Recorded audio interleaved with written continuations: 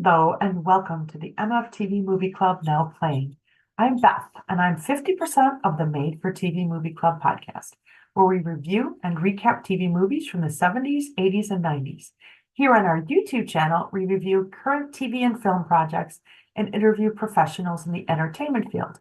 As our listeners of the podcast know, we love all things TV and movies from the late 20th century, but this channel allows us to show love for the modern entertainment industry. With all that said, let's begin. I recently had the pleasure of interviewing Alan Rudolph, the writer and director of Breakfast of Champions, starring Bruce Willis, Albert Finney, Barbara Hershey, Nick Nolte, and Omar Epps. For the 25th anniversary, it has been restored in 4K and will have a limited theatrical run beginning on November 1st, 2024. For my interview, Alan preferred a phone conversation. Because of that, I've decided to, along with the interview, show photos from the filming. If you watch carefully, you'll find some that include Kurt Vonnegut Jr., who wrote the 1971 novel the movie is based on. Alan Rudolph's legacy is best described as a pioneer in the American independent film movement. He's directed 22 feature films, including Welcome to LA, Remember My Name, Choose Me, and Mrs. Parker and the Vicious Circle, which is one of my personal favorites from the 1990s. And I was able to talk to him a little bit about that at the end of the interview. But we begin the interview by talking about his professional relationship with Robert Altman, where he worked on The Long Goodbye and later Nashville, which directly led to him writing and directing Breakfast of Champions. Alan's films are noted for, quote, their fluid style, unpredictable humor, and glowing performances, often peculiar ensemble-based stories exploring the paradoxical complexities of being human, unquote. Thank you for watching. If you want more content from us, listen to our audio podcast, The Made for TV Movie Club, on your favorite podcast app. You can find us on our socials on Facebook, Instagram, X, and Threads. Just search for the Made for TV Movie Club podcast or hashtag MFTV Movie Club podcast. We'll see you next time in the Clubhouse. Today, I have the honor of interviewing writer and director Alan Rudolph, director of 20 films, more than 20 films. One of those films, The Breakfast of Champions, originally aired on September 17, 1999, and is celebrating its 25th anniversary and is returning in a restored 4K version. So, Breakfast of Champions was adapted from the novel of the same name by playwright and novelist Kurt Vonnegut Jr., and it was published in 1971. So, Alan, let's talk about your early career. You began your directing career as an assistant director, and then you were hired by Robert Altman as an AD on Nashville. Can you talk about that experience and your professional relationship with him? Well, I actually worked with Altman before Nashville. Oh, wow. I was an assistant director, went through the Directors Guild training program, and became a director in Hollywood when it was the studio system was dying. And being an assistant director, there's two categories. One is first assistant, which is a very important function. You control the set. You're actually the guy who says roll them. Mm-hmm. And a second assistant, which is also an important function, but it's basically communication and run around. You're the guy who goes out and gets the actor, and among other things, and the paperwork. And I was turns out, one of the youngest guys ever in an old fossil studio system, being a first assistant, and I worked on some terrible things that for me, terrible in that they were just, television and sitcoms and stupid things. I worked on a few movies, but my education came from the crew members, where you'd sit around and talk with guys and they'd say, well, on Citizen Kane we did this, and gradually, and my father was in the movie business, so I was really surrounded by that as my reality. But times were changing, And being a first assistant paid a nice salary, and you could make a career out of it. A lot of people have. Very important function, but nothing creative. There was nothing creative about it. You were there to serve the director, and that was fine, except in television, the directors didn't want to be creative. They just were shooting a schedule. And in the late 60s, and culture had changed, and I quit. I didn't want to do it anymore. And I started writing and trying to figure out how to write, and you couldn't get little movies made then. It was either Roger Corman or nothing. And I wanted to make kind of European films, which there was no outlet for American filmmakers. Nobody cared. And for some bizarre reason in my life, probably because I was so self-enclosed at the time, I hadn't seen MASH. And I got a call from a production person who was working with Altman at the time, and they said, "Are you still an assistant director?" And I said, "Well, officially, but I haven't done it for a few months. I'm not going to do it again. I'm going to see if I can get a movie made." Well, I got a nice opportunity here for you to work with a director that I think you'll like. And I said, "I don't care who it is. I just don't want to do it. I don't want that function. If I don't make a break, I'll never make it." And she said, "Well, you should really come in and see this guy. I'll have the first assistant call you." And I said, "What do you mean the first assistant?" She said, "Well, the opening is for a second assistant." I said, "I haven't been a second assistant in 3-4 years." She said, "Well, this is different." So the first assistant called me, a great man named Tommy Thompson, who was also Altman's producer. Okay. For the long goodbye. And I said, "I just don't want to do it. I don't want to be an assistant." He said, "Come in and meet us, see what we do, and you might change your mind." And my mother's maiden name was Altman, no relation. So I told him, I said, "You know why I'm going to come in? My mother's maiden name is Altman." So I went to meet him and met Altman, and I said maybe, and nobody ever said that to Bob. I mean, he was either yes or he wouldn't call you in on anything, actors, anything. And he gave me those piercing X-ray blues. And he's a very imposing guy and smarter than anybody I'd met. And he said, my new film is opening tonight. Go see it, come back Monday, and give me your answer.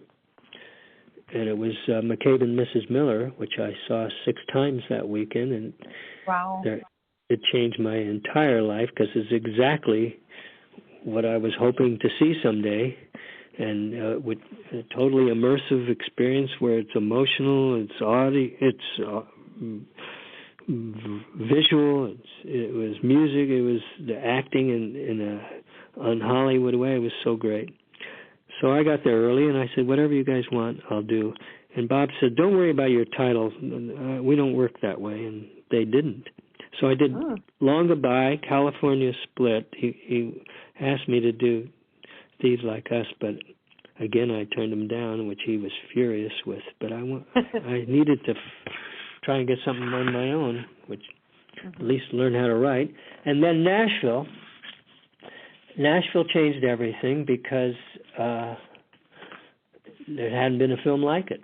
And I never worked so hard in my life. I did more things on Nashville, and Altman knew I wanted to make my own films, and he said, "I need you to write a few things first, and then we'll get your movie made."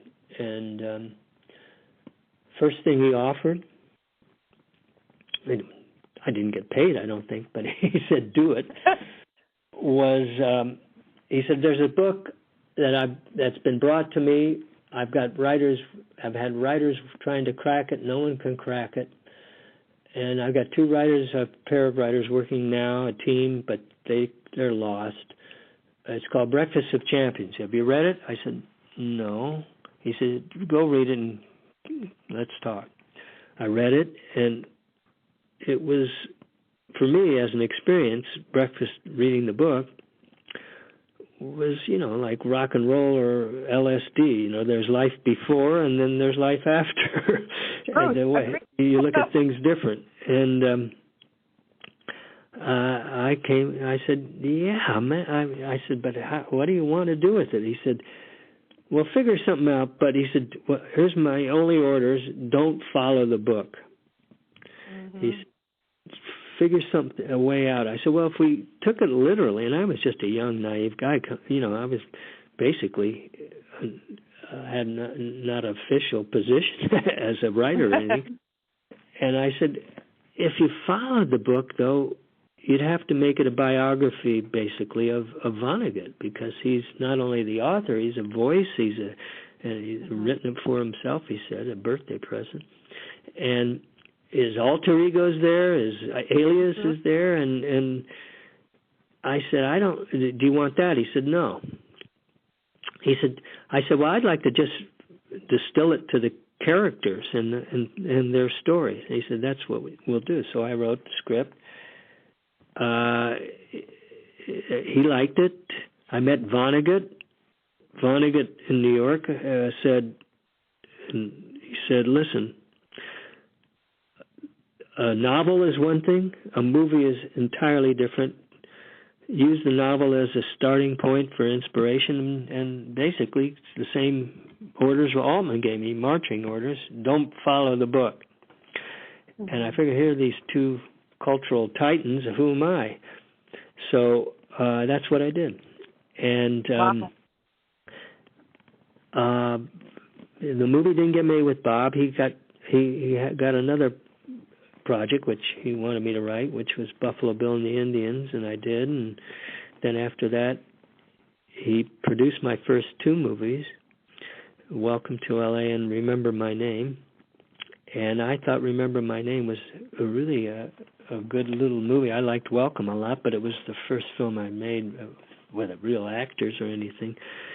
And but Remember, it was kind of what I set out to do, and it got a one city at a year release, and no, it's never been on DVD or streaming, and it was like this phantom movie and I got lost for a while. I was broke, and I did a few studio movies, and they were horrible experiences, and one of them was.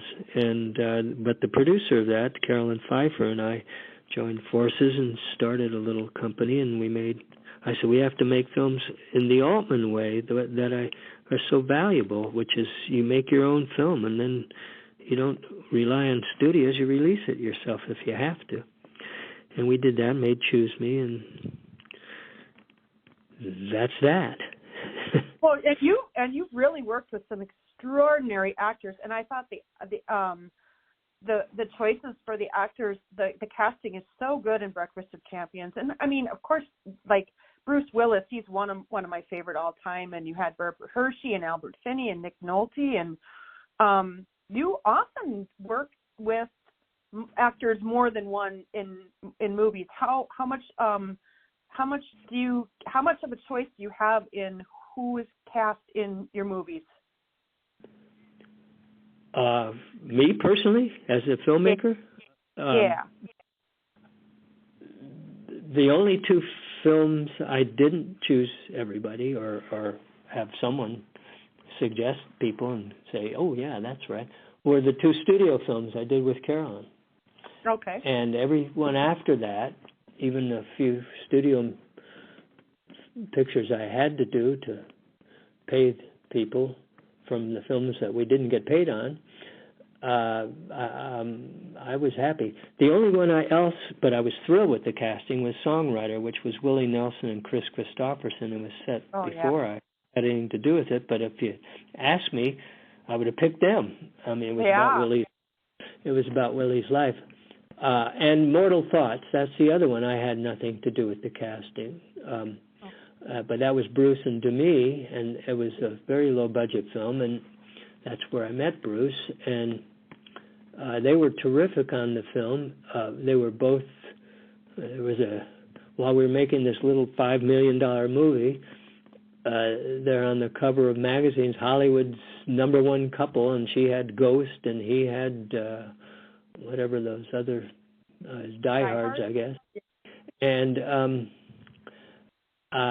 he told me, and he was pretty vocal about it, that after Mortal Thoughts, he said that was his favorite role, and it's his best acting, and it was because I brought a different way of doing things than he was used to, because, you know, the actors are the real artists of the process.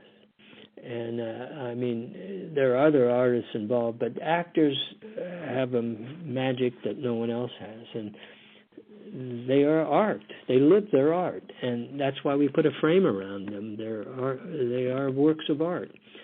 And some people go mad trying to find that in themselves, and others have figured out how. But for them to take that part of themselves, the deepest part of themselves, and apply it to fictional characters and make the fictional character dimensional,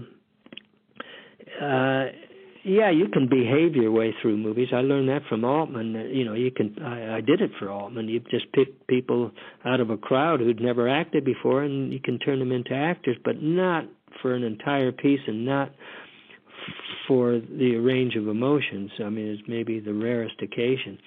Someone has to want to be an actor, has to want to project what they feel onto a fictional character and make it seem real and dimensional. And it's because of Bruce. You know, you say this film is in its 25th anniversary. Well, usually when you get a 25th anniversary for a film, it's because it was so beloved and such a big hit. That ain't the case here. This film was, the distributors suppressed it. It's never been on DVD. It's never streamed.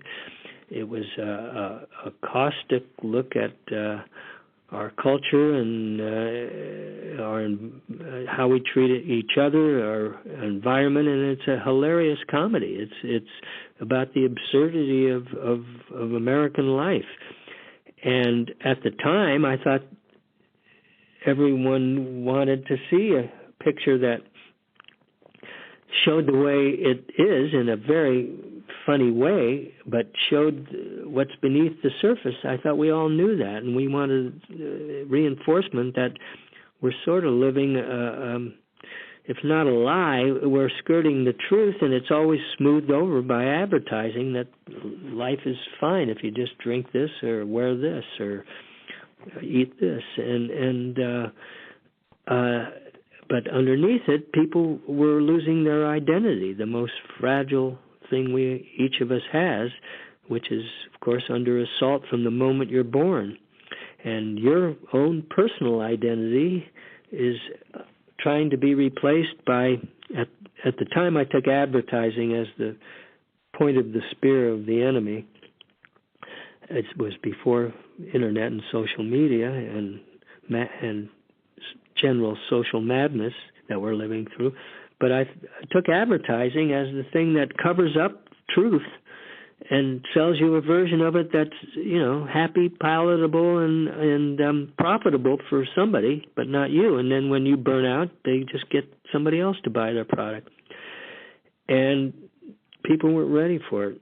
They just weren't ready for even accepting it. They didn't know where to start to come into a movie so different than what they'd seen. It was, you know, times were changing, but they were also being the usual smooth over, so you didn't really know. You know, it's the distraction of instead of looking at race problems in America, it was, here, look at this nice fairy tale that we're selling you. So the picture it was received both barrels point blank on me. Well, and I wasn't used to commercial anything, so I didn't, you know, it hurt, but it didn't. Yeah. It didn't dampen my feeling about the film, which I was very, very proud of. And that's it. It disappeared. And then only a few months ago, really, somebody said they want to Ron Mann, a documentary filmmaker who has a distribution company called Films We Love. Yeah. And Shout Factory, a Blu-ray and streamer company, which had done a few of my films, Trouble in Mind.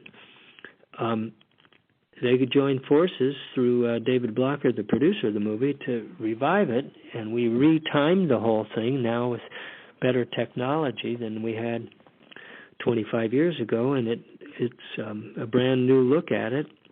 And if you had asked me, Miss Beth, if you would ask me, aside from your emotional strength or your pocketbook or any other considerations, when do you think this film should be released? And any time in its whole existence, I would choose exactly when it's coming out again. And I think it was a matter of scheduling. It wasn't on purpose, but I guess the first screening is in New York. I'll go back there at a place called the Alamo Draft House, which I gather you can buy booze and food and reclining seats. So all I have to do is wheel you out, I guess, at the end. But if you ask me, when would you like this?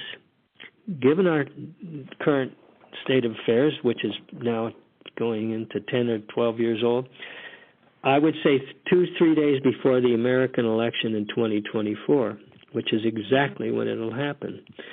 And now, with this film, a lot of things have changed. One is the audience is not so... my films used to be, the distributors, critics, everybody used to say, oh, these films are too different. They're not like what is this about? Where does this take place? Why is this not told us the way normal stories are told? And now, I don't think you could get a movie made. I haven't tried for years, but I don't think you could get a movie made unless it's different and weird and unusual and shows you things you've never seen, and whether it be some superhero or just a story, or even now, slasher movies are different, I guess. I have never seen one. Hollywood has, over the years, spent trillions of dollars how to kill people on screen, perfect that, but maybe 50 cents on how to enlighten people, but that's another discussion. I'm happy it's coming out right before the election. Our lead character, Dwayne Hoover, Bruce Willis, even has bad hair, so it's going to look like it's people say, yeah, but it's not weird enough. You know what else? I was just thinking, if you were talking about like how we sort of, what's the right word? How we sort of admire people who maybe are just being admired for one reason, and that's because they're so maybe on TV or Instagram or, and like there's a scene with Shawnee Smith, who I love her so much. I wish she would have been in more than a few minutes of the movie, but like she goes and asks Hoover to, autograph her so she can go show her dad because she's so excited. And in a way, that's kind of how we've become, or at least maybe some of the youth of today. But I'll tell you, when I watched the movie, I didn't see it in the 90s, obviously, because it wasn't, available in most cases. And when I watched it the other day, I am a professor and I am a film critic as well. So I critically watched films, and I thought it's so relevant today. I think that audiences are going to love it, but also every single actor brought their A game. The acting was extraordinary in this film. I was so excited about it. Well, thank you. Where are you? Where's your base? Oh, so I teach for Southern New Hampshire University, but I live in Milwaukee, Wisconsin. Aha. I probably not supposed to agree with you, but I sure agree with you. I mean, I don't know what that says, though. I don't know if it says. I mean, at the time, I thought people would embrace a film that wasn't like anything they'd seen, but also that wasn't telling them the lie that masks all truth of culture and society and politics and race and environment. That's something that was making fun of their acceptance of the way things are by showing them just how underneath the surface it's deadly. And I've and the film critics, here's something. You're a professor, you're a film critic. The movie hasn't changed a frame. It's exactly the same movie. And I've always said that about films, that whereas all of my films, if I could have, I would have, if it was allowed or if it wasn't misinterpreted, I would have started every single one of my films, every one that I made, that I created, which is 80% of them or so. I would have started with Once Upon a Time or something like that. This is a fable. But this one, I would have said, just sit back and accept it and find a place. I was told by somebody a long time ago, somebody I respected, they said the problem with the movie for audiences then was that they don't know they don't have a way in. They don't know, there's nobody in this that they feel they are in a warm and cuddly way that they can trust. And I said, well, Kilgore Trout, Albert Finney, is that character, but of course he's nonsense. And his mantra is it's chaos out there and free will, and there's his main line in the movie, the one that he transfers to Dwayne Hoover, which is not in the book, it's an original from the script, is before you die, it's all life. And what's parenthetically there, but I didn't say it, was so live it the way it should be, or the way you are. And maybe that resonates today where it didn't then. I don't know. I think people were cushy then. They had a cushy, even though there were problems, they didn't want to face them. But American history is the greatest absurdist novelty writing of all time. You cannot get on top of American history, and especially in the last couple decades. I mean, American history used to be deadly serious and seriously deadly. Now it's just crazy. It's all crazy, and the acceptance of it is the danger. Not the fact that this is our history, because history only records what goes on, but that we create this history. Here, the climate change, you can deny it or accept it, but it's science. And I can tell you where I live in the Pacific Northwest, and I know it's true where you live, and the weather has changed. It's different. Yeah. And ask people living in Florida or in the South, or ask the drought-stricken countries. And climate migration is, of course, the number one problem now. People are trying to get somewhere where they can actually eat and drink and breathe. And there are going to be more and more of this. And the fact that we can't even push that as a reality and get beyond that shows that, well, it's pretty much irreversible, and what's going to happen is the herd's going to get severely thinned, and nobody's going to learn a lesson. And this film should have a warning label on it. At least then, maybe that would have been the ad.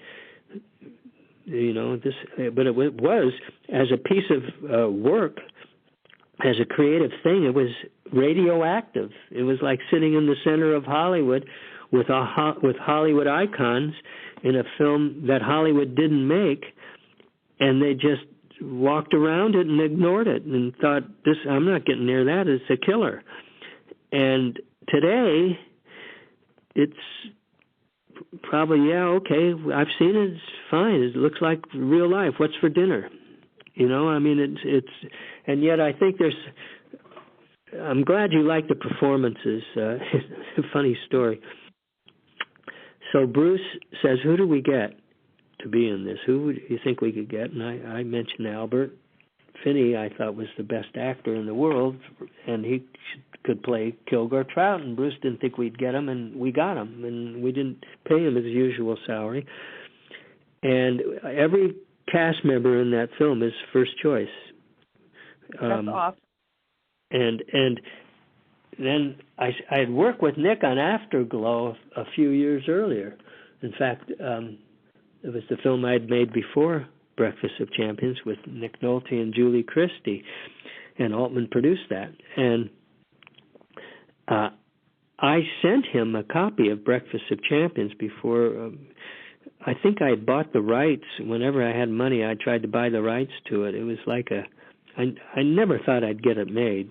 They say a whole bunch of very prominent directors have owned the rights over the year, and I think it was like Confederacy of Dunces or Catcher in the Rye. I think it was a nice gold trinket to hang on your resume. Yeah, I've got the rights to Breakfast of Champions, but you're never going to make it, and everybody knew it. But I wanted to get it made, and I bought the rights, and I sent a copy to Nick. I mean, the script was pretty much the Altman version I wrote for Altman, kind of retouched every now and then, but not conceptually. And I sent it to Nick to see what he wanted, and he never responded for a year or so. And I figured, okay, that means he'd read it and didn't like it, or didn't read it, or he just in a pile somewhere. And then Bruce says, let's make this movie, and let's make it a hilarious comedy, and let's do it as quickly as possible and as cheaply as possible. And I said, well, let's try and get Albert Finney, and I sent it to Nick to play Harry LeSabre, which I don't think that would be standard casting. But Nick, just the idea of him playing that part made me laugh. Yeah, and I loved it. And then he calls up Nolte. Hey, I read this thing. And I said, yeah. He said, well, why aren't I playing Dwayne Hoover? And I said, well, I had sent it to you a year or so ago and never heard back from you. Well, you're supposed to come after me. I said, well, I didn't. I thought you would just call me. I said, but Harry LeSabre is probably going to steal the movie.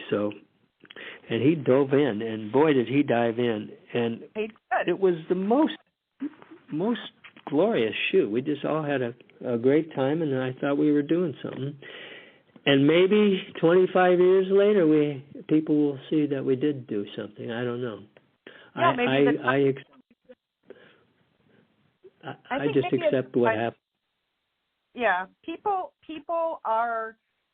have a much different hunger for different kinds of storytelling, and I think in some ways they're a lot smarter about storytelling, and they don't necessarily need Hollywood movies, which kind of today almost means, comic book adaptations, and there's certainly nothing wrong with that, but that seems to be what mainstream Hollywood is putting out today. So hopefully, it'll resonate with people. I mean, I often watch old movies and I think, I didn't like it.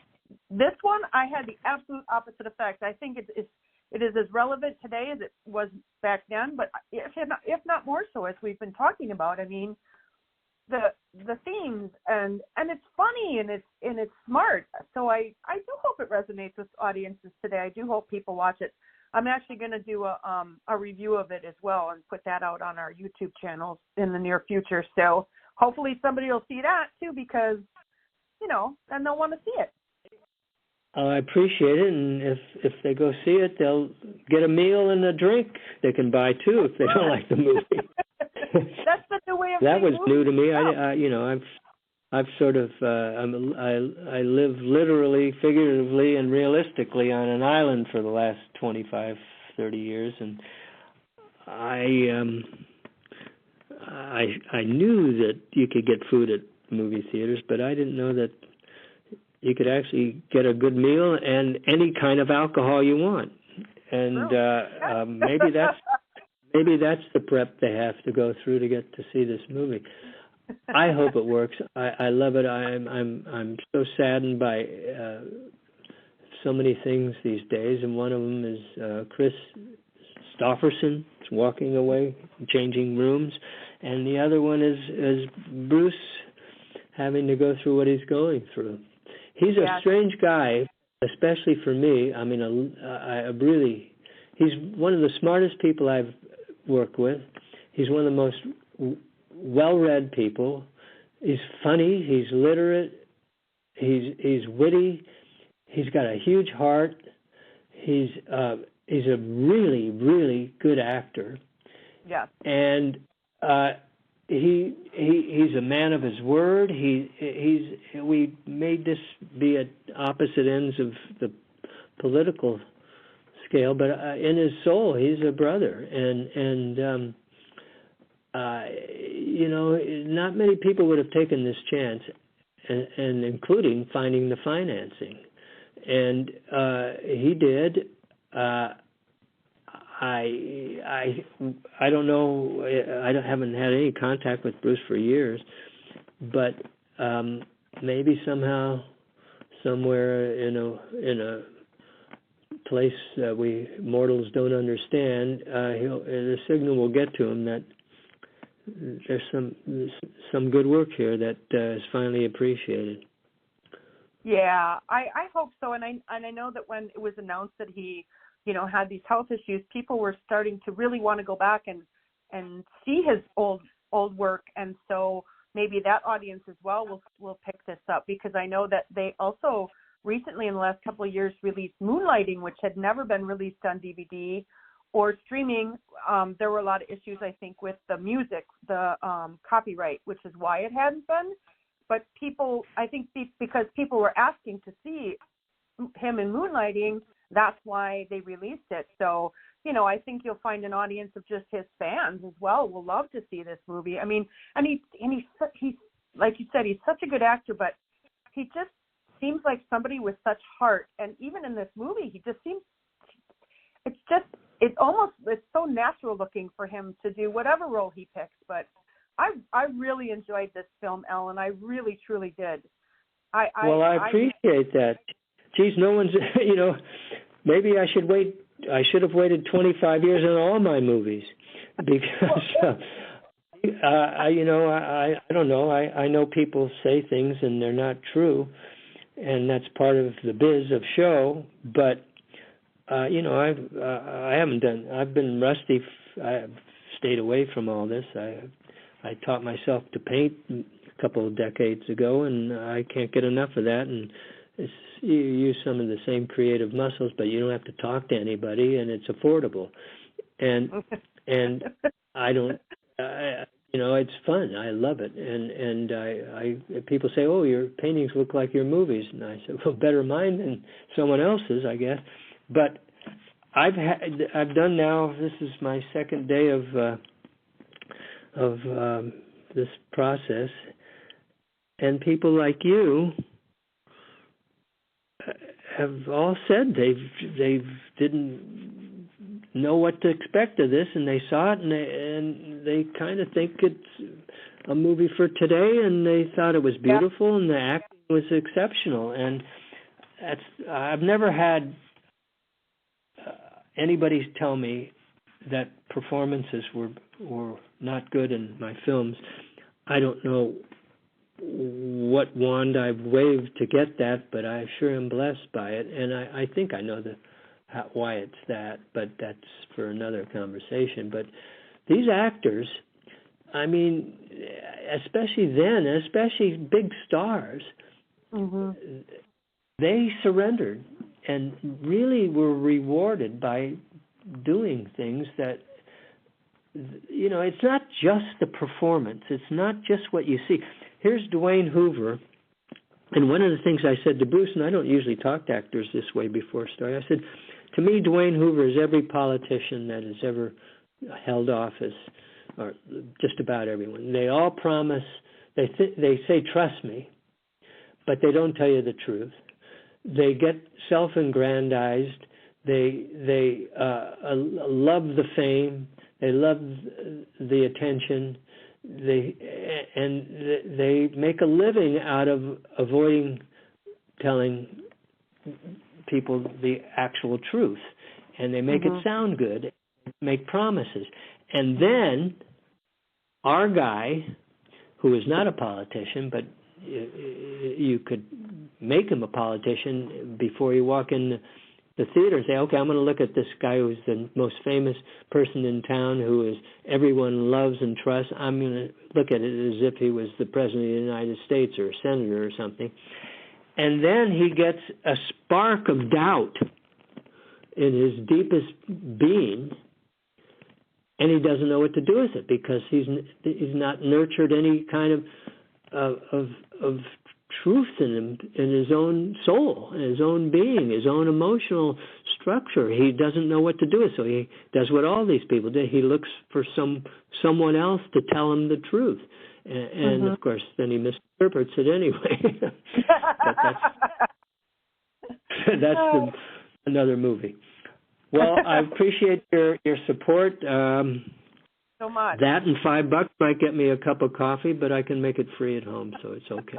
You'll have to have a beer when you go to New York. I just also wanted to say, and thank you so much for going over your time, and I'm not going to ask you a question about this, but I wanted to say that when I was in my undergrad in the 90s, there was a... I thought you were going to say when I was in my underwear.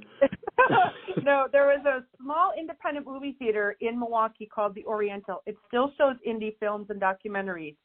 And I saw one of my favorite films of the 90s there, Mrs. Parker and the Vicious Circle. I adored that film so much. I love Dorothy Parker. She was one of my favorite writers, and that's still really one of the only films that have been made about her. And it's also a stellar cast. And I just couldn't let you go without saying how much I love that film.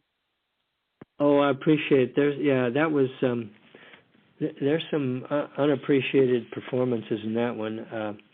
Jennifer was terrific, even though people thought she couldn't do it, but she did. But Campbell Scott is a sublime actor. He can get away with things that nobody can, and he brings a sense of depth and intelligence and humanity to whatever he does. And I've worked with him twice now, and he's really brilliant. And